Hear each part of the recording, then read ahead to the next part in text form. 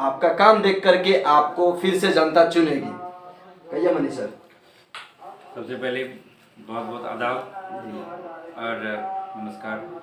आज साल का अंतिम दिन है और कल नए साल की शुरुआत हो रही है, तो आपको और आपके तमाम टीम के साथियों को नए साल की बहुत बहुत अग्रिम बधाई और शुभकामनाएं। देखिए, जैसा कि मेरी धर्मपत्नी और खाबदा पंचायत की नवनिर्वाचित मुखिया श्रीमती मनीषा यादव जी ने विस्तार से आपको बताया सब कुछ कि ये पूरा का पूरा जो ये हमारा विजय है, जीत है, वो खाबदा पंचायत की महान जनता को समर्पित है।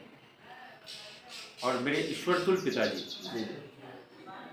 जो एक अतुलनीय व्यक्तित्व कृतित्व थे, और आज भी वो बेशक शरीर के तौर पर वो मौजूद नहीं है, लेकिन रूहानी तौर पर हम सभी के जहन में वो आज भी जिंदा हैं। तो उनका जो अखलाक था, जो उनका इकबाल था, जो उनका वकार था, जो उनकी इज्जत थी, वो किसी जाति, धर्म, वर्ग और समुदाय तक सीमित नहीं थी। उनका एक व्यापक अपना एक स्टेचर था और एक राष्ट्रीय स्तर से लेकर बड़े लेवल पर उनकी जो है अपनी राजनीतिक व्यापकता थी। जैसा कि मनीषा जी ने कहा कि हमने चुनाव से पहले एक संकल्प पत्र बनाया था, और वो संकल्प पत्र हमने बहुत सोच समझकर बनाया था। अमूमन आप देखते हैं कि विधानसभा और लोकसभा चुनाव के दरमियान आपको घोषणा पत्र दिखाई देता है, लेकिन इस बार खाबदा पंचायत के अंदर हमने एक अनूठी मिसाल पेश की और हमने एक संकल्प पत्र बनाया, जिसके अंदर हमने 21 संकल्प रखे थे, जिसमें कि खाबदा पंचायत के हमारे इस कार्यकाल के अंदर जो मेरे ईश्वरतुल्य पिताजी स्वर्गीय भारतेंदु प्रसाद यादव जी का सपना था कि खाबदा पंचायत के अंदर एक अस्पताल का निर्माण हो। ऑलरेडी एक अस्पताल यहाँ के पड़ोसी जो पंचायत है रामघाट, वहाँ पे ऑलरेडी कार्तिक बाबू भारतेंदु बाबू प्राथमिक चिकित्सालय के नाम से पंचायत चल रहा है। हमारे परिवार की तरफ से समाज को वो समर्पित। तो खाबदा पंचायत के अंदर अस्पताल का निर्माण हो।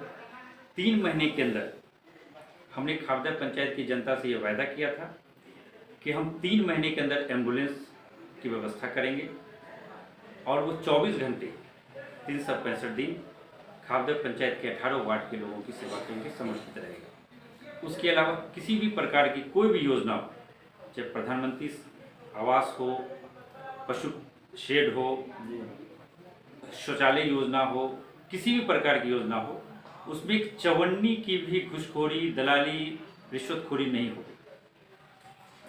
महिलाओं के लिए विशेष तौर पर कि मुखिया स्वयं महिला हैं, तो महिला सशक्तिकरण के लिए शिक्षा के क्षेत्र में, स्वास्थ्य के क्षेत्र में, और जो बुनियादी समस्याएं हैं उसको घर घर जाकर ये स्वयं उसको टटोलने की कोशिश करेंगे।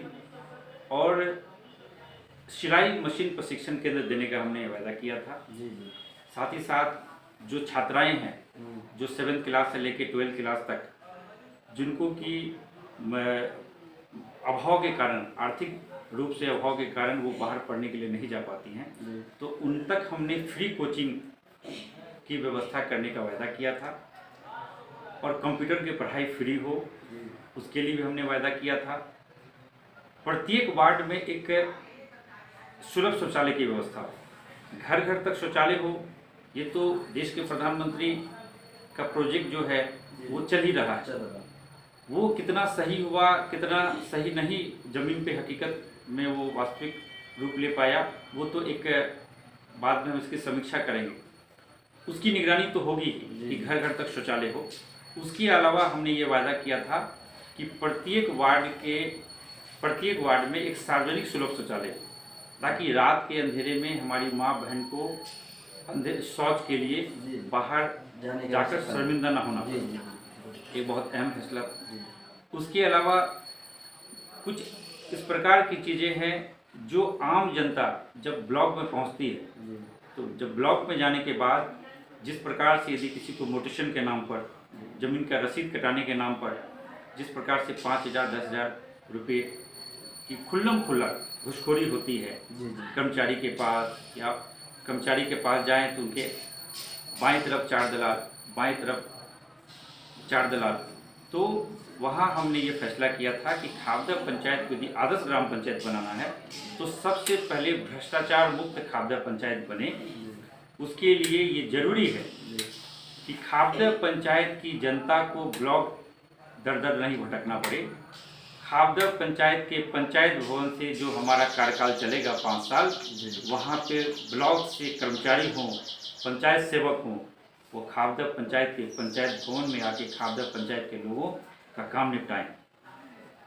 यदि यहाँ से कोई थाना पहुँचता है तो थानेदार को या ब्लॉक में बैठे हुए बीडीओ साहब हों, सीओ साहब हों, उनको इस बात का एक प्रकार का भय हो, उनको इस प्रकार का एक उनको अदब हो खापदा पंचायत की जनता के लिए कि वहाँ की जनता आई है तो उनका इस्तकबाल करना है, उनका खैर मकदम करना है, और बिना किसी भी प्रकार के रिश्वतखोरी के थाने में जिस प्रकार से आम जनता जब जाती है, और आप भी जानते हैं किस प्रकार से एफआईआर के नाम पे और छोटी छोटी चीज़ों के नाम पे आम जनता को लूटा जाता है, तो वहाँ पे उनको ये डर और दहशत हो कि खापदा पंचायत का मुखिया प्रतिनिधि मनीष यादव है, जो कोई टुटपुंजिया मुखिया नहीं है, वो किसी भी हाल में ऐसे लोगों को बख्शेगा नहीं।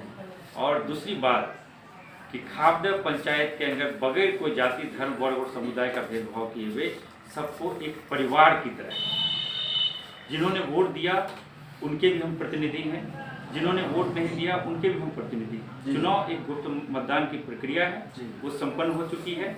मेरे लिए सब लोग एक समान हैं, बगैर किसी भेदभाव के 18 वार्ड में हम योजना का लाभ सभी लोगों तक पहुंचाएंगे, और उसमें खास तौर पे महिलाओं का, क्योंकि उस महिला शक्ति ने विशेष रूप से मन से अपने मनीष को और मनीष की मनीषा को आशीर्वाद दिया। इसलिए दिया कि जब चुनाव प्रचार के दरमियान जब गरजते हुए दहाड़ते हुए मैं कहता था कि न चवन्नी पैसा बांटूंगा, न चवन्नी पैसा बांटूंगा, न दारू बांटूंगा और न बांटने दूंगा, तो उस वक्त बहुत सारे जो विरोधी थे वो मखौल उड़ाते थे, कहते थे कैसी बात कर रहा है, आज के ज़माने में बगैर दारू पैसा बांटे हुए ये चुनाव जीतने की बात करें। मैंने कहा था मैं मुखिया नहीं बनूं, ये कबूल है, लेकिन मैं किसी भी हाल में अपने सिद्धांत से समझौता नहीं करूंगा। न दारू पैसा बांटूंगा, न बांटने दूंगा। मैं ये नहीं कह सकता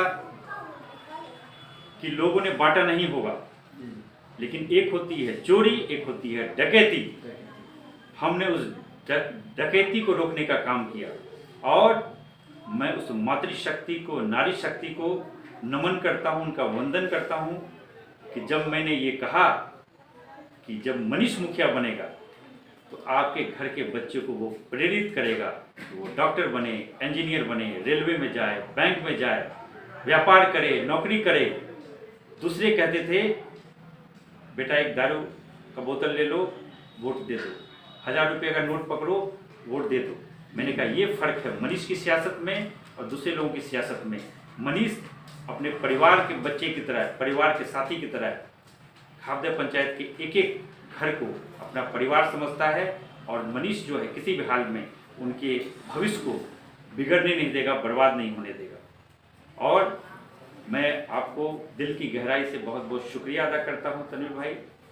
आपका चैनल लगातार गंगा जमुनी तहजीब की, भाईचारे की मिसाल है, और ख़ास तौर पे मैं अपनी धर्मपत्नी का भी विशेष रूप से धन्यवाद करता हूं कि स्वयं ये पटना विश्वविद्यालय से डिस्टिंक्शन में इन्होंने ग्रेजुएशन भी किया हुआ है, इन्होंने पोस्ट ग्रेजुएशन भी किया हुआ है, शिक्षित महिला हैं, और आज के समय में एक शिक्षित महिला यदि समाज में आगे बढ़ के, और जो कि महात्मा गांधी की परिकल्पना थी, जो राजीव गांधी जी की सोच थी, या जो बिहार के मुख्यमंत्री आदरणीय श्री नीतीश कुमार जी जिनने जो महिला आरक्षण 50% दिया, जिसकी वजह से आज यहाँ पे ये मुखिया के तौर पर यहाँ बैठी हैं, तो ये हम जैसे तमाम जो युवा लोग जो राजनीति में हैं वो सिर्फ रबर स्टैम्प समझकर ये नहीं करें कि चूँकि महिला सीट आरक्षित है तो मनीष यादव जो है वो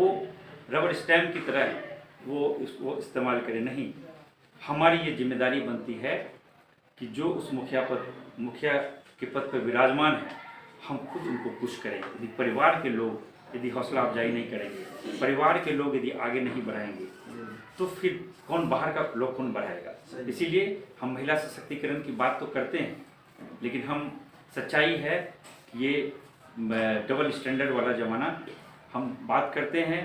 और आप देखेंगे अमूमन आप ब्लॉक में जाएंगे तो आपको मीटिंग के अंदर भी बिहार के कई जिलों में हमारे पास शिकायतें आती थी। मुखिया पति मीटिंग के अंदर बैठे होते थे, पंचायत के अंदर मीटिंग्स हो रही है तो मुखिया पति बैठे हैं कि प्रमुख पति बैठे हैं। नहीं, मनीष यादव एक ऐसे राजनीति की शुरुआत करेगा जहां बाबा भीमराव अम्बेडकर के बनाए हुए संविधान के हिसाब से पंचायत चलेगा, जहां मनीषा यादव यदि मुखिया हैं तो वहाँ मीटिंग में अध्यक्षता मनीषा यादव करेंगी, ब्लॉक में मनीषा यादव बैठेंगी और उनके प्रतिनिधि के तौर पर, उनके हमसफ़र के तौर पर, उनके सहयोगी के तौर पर और परिवार के तमाम लोग उसको पूरी तरीके से उसको शक्ति प्रदान करेंगे, उनके साथ खड़े रहेंगे। यही मैं आपको कहना चाहता हूँ। और खाबदा पंचायत में आप लगातार आते रहें ताकि हर 6 महीने के बाद आपको निश्चित रूप से कुछ न कुछ सुधार दिखना चाहिए। मैं कुछ बोलूं सिर्फ उससे मतलब नहीं है। मैं एक बात और जोड़ना चाहता हूं, खाबदा पंचायत के अंदर मैंने कितना ईमानदारी से काम किया कि मैंने चवन्नी की भी रिश्वतखोरी नहीं होने दी, वो बहुत अच्छी बात है, लेकिन वो आधी जिम्मेदारी हम पूरी करेंगे।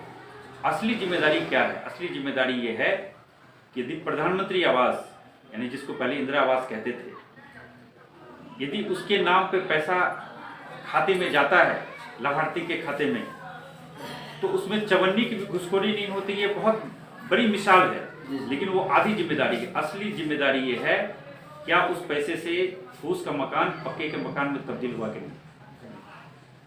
शौचालय के नाम पे जो 12,000 रुपये घर घर पहुंचाए गए, क्या वो शौचालय घर घर बना कि नहीं, ये भी हमारी जिम्मेदारी है। जो स्ट्रीट लाइट के नाम पर जो पहले भी चुनाव के दरमियान हमने वादा किया था, यदि 10,000 का लाइट है और 1,000 का बिल बनाकर 1,000 का डुप्लीकेट लाइट लगाकर 10,000 का बिल बनाते थे, वो नहीं होगा। यदि 10,000 का लाइट है तो पूरी तरीके से 10,000 का लाइट लगेगा और वो लाइट सचमुच में खाबदा पंचायत में जब आप प्रवेश करें तो खाबदा पंचायत रोशनी में नहाता हुआ जगमगाता हुआ आपको नजर आए और 5 साल के बाद एक एक फूस पक्के के मकान में तब्दील हो जाए तो उसको विकास हम कहेंगे। एक एक बच्चा स्कूल पहुंचे और स्कूल से पहुंचने के बाद वो बच्चा कल को कोई आईटी निकले, कल को कोई बैंक में जाए, रेलवे में जाए, तो उसमें मुझे ज़्यादा खुशी होगी। उसको सही मायने में हम कहेंगे कि वो विकास हुआ, हम कागज़ का विकास नहीं चाहते। तो जैसा कि आप सुन रहे थे, मनीष यादव जी ने काफ़ी अच्छी बात कही और वीडियो थोड़ा सा लंबा हो गया है क्योंकि आप वीडियो को देखेंगे पूरा, क्योंकि इसमें एक जेन्युइन बात जो है वो रखी। ये वीडियो लंबा हो गया थोड़ा सा, इसके लिए हम माफ़ी चाहते हैं, लेकिन आप वीडियो को अंत तक देखेंगे क्योंकि एक ऐसी जानकारी, देखिए शिक्षित उम्मीदवार है, जो मुखिया बने हुए शिक्षित है, पढ़े लिखे लोग हैं और इनकी सोच समझ एक अच्छी है। और एक चीज़ और ख़ास इसमें आप लोगों को देखना चाहिए कि इन दोनों का नाम, पति पत्नी दोनों का नाम मनीषा कुमारी और मनीष कुमार, आप देख लीजिए। सबसे बड़ी चीज़ है कि दोनों का नाम बिल्कुल मैच कर रहे, एक वर्ड का फर्क केवल कि मनीषा कुमारी और मनीष कुमार, एक का केवल फर्क है लास्ट में। बाकी दोनों का देख लीजिए कि बहुत अच्छा और बहुत अच्छी जोड़ी है। ये नाम हमने नहीं बनाया, ईश्वर ने बनाया है, खुदा की रहमत से ये नाम मिला है। तो बस हम आए हुए थे आज यहाँ, तो हम सोचे कि क्यों नहीं आज मनीष जी से बात किया जाए। तो काफ़ी दिन से घूम रहे थे तो आए, और हम आगे भी कार्य जो होगा हम आगे के भी दिखाएंगे कि जो मनीष यादव जी या मेरे साथ आज वादा किए हैं क्या उसके ऊपर टिके हुए रहते हैं या नहीं। अगर ऐसा होगा तो हम दिखाएंगे आपको ज़रूर। अगर सही में वाकई तौर पे काम होगा तो वो भी हम आपको दिखाएंगे, अगर नहीं होगा तो वो भी हम आपको दिखाएंगे। बस इन्हीं बातों के साथ मैं अपनी वाणी को विराम देता हूँ। तब तक के लिए आप खुश रहें। जय हिंद, टेक केयर एंड खुदा हाफिज। PRM न्यूज़ बिहार के साथ तनवीर अहमद। बहुत बहुत शुक्रिया।